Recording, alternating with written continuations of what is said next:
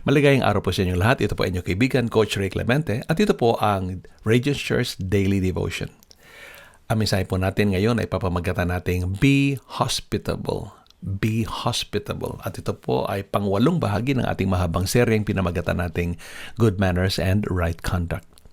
Ang verse po natin ay nasa Hebrews chapter 13 verse 2 at ganito po ang sinasabi.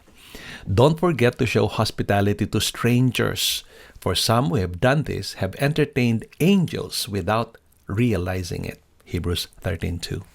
Narito po ang ating reflections. The word hospitable is from the Greek word philoxenia. It's a compound word meaning love, philo, of strangers, xenia. So ang philoxenia ay love of strangers.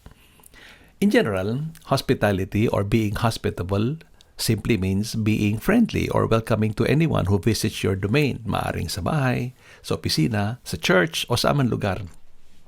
Bakit?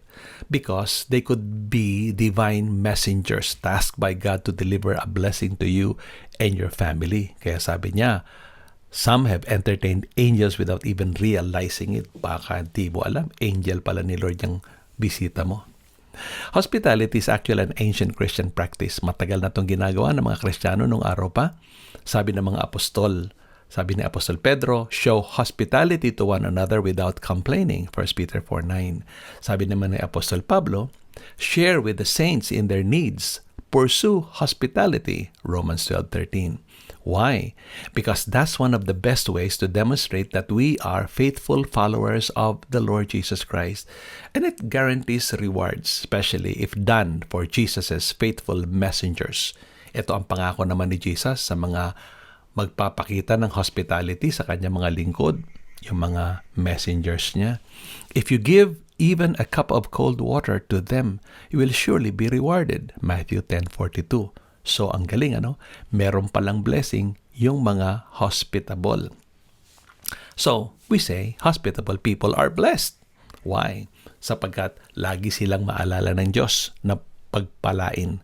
Hebrews 6:10, sabi ng writer ng Book of Hebrews, for God is not unjust to overlook your work, that's hospitality, and the love that you have shown for His name in serving the saints. So, narito ang ilang mga kapamaraanan kung paano tayo magiging hospitable. Number 1, laging maging handa na maging hospitable. So, always be ready to welcome people into your home or domain. Siguraduhin na yung ating reception room or dining room ay presentable palagi, ready tumanggap ng bisita. Number 2, siguraduhin meron tayong ipapakain sa ating bisita. Always offer refreshments or meals. Isa pong kawalan ang paggalang sa mga bisita kung hindi natin sila pamimeriendahin man lang. Okay? And remember that eating together builds friendships. Kapag sila'y dumating, greet them warmly. Okay? Stop what you're doing and welcome them with a smile and a handshake, give a hug if possible. Okay? At pagpasok nila sa bahay, make them feel at home, make them feel relaxed.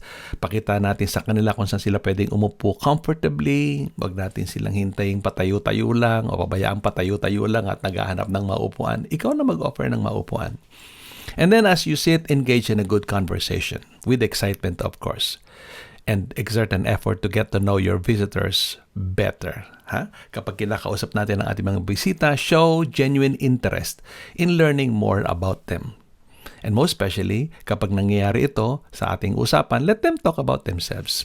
Kapag sila nagsasalita, do not interrupt at huwag nating babaguhin yung topic para makapagkwento naman tayo ng ating sariling kwento. Hayaan mo lang silang magsalita. Be attentive. Listen patiently with a smile and frequently nod your head and wait for your turn to speak. Huwag sisingit basta-basta. At habang tayo nakipag-usap, huwag tayong titingin sa ating telepono. Kung meron kayong TV dyan, huwag niyong bubuksan ng TV niyo kapag may mga bisita, hindi ba? Kasi ang mangyayari, madidistract yung kanilang attention, mapapapanood kayo ng TV. Not unless, pinapunta niyo sila para manood ng TV o ng movie or whatever. Okay? And then, go an extra mile. Look for ways to go beyond for your guests. Ensure that they have everything that they need. Kung sila mga turista, give them, travel guides. Magbigay kayo ng tip kung paano sila makakapamasyal sa inyong lugar sa pinakamabisang paraan. And then, make sure na sa lahat ng inyong gagawin, leave them with the lasting impression of genuine Christian hospitality. Sana'y lagi nilang maalaala ang kanilang pagbisita sa atin. Huwag nating kalilimutan, isang araw tayo ay magiging guest din sa ibang lugar. At kung ano ang iyong itinanim kung saan ka naroroon, maaari mong anihin saan mang lugar. So maging mabait sa ating mga bisita. Sabi sa Bible, don't forget to show hospitality to strangers now. Bakit? Because you could be entertaining angels unaware. So ayan, maging hospitable tayo sapagkat ganyan ang tunay na mga Kristiyano. Ito po inyong kaibigan, Coach Ray Clemente. Minsan pa, bambati sa inyo ng magandang araw po sa inyong lahat mula dito sa Regents Church, Sydney, Australia. God bless you.